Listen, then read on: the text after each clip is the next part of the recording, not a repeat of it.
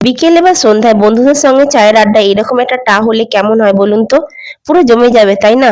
আর দেরি কেন, চলুন বানিয়ে ফেলি। প্রথমে মিক্সি জারেতে 2 চামচ সুজি, 1 চামচ চিনিকে পিষে নিয়ে এরপর 1 বাটি ময়দা, পিষে রাখা সুজি, চিনির পাউডার, কালো জিরে, লবণ, ময়ন দেওয়ার জন্য 1 চামচ তেল দিয়ে সবগুলো ভালোভাবে মিক্স করে নিয়ে অল্প অল্প জল দিয়ে মাখিয়ে একটা সফট ডো তৈরি করে আধা ঘন্টা মতো ঢেকে রেস্টে রাখতে হবে, যাতে সুজিগুলো ভালোভাবে নরম হয়ে যায়।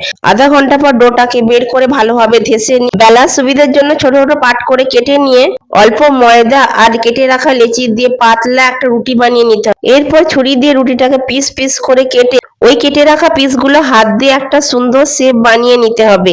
এইভাবে সবগুলো বানিয়ে নিয়ে কড়াইতে বেশ কিছুটা তেল গরম করে বানিয়ে রাখা কাঁচা নিমকিগুলো তেলেতে দিয়ে গ্যাসের ফ্লেমটা লো রেখে উল্টে পাল্টে ভেজে তুলে নিলে রেডি হয়ে যাবে খাস্তা মুচমুচে বিকেল বা সন্ধ্যের চায়ের স্ন্যাক্স নিমকি। দেখুন, যেমন মুচমুচে তেমনই খাস্তা, দেখতেও বেশ সুন্দর হয়েছে। এই নিমকি বাড়িতে একবার বানিয়ে দেখবেন, কেমন লাগলো অবশ্যই কমেন্টে জানাবেন।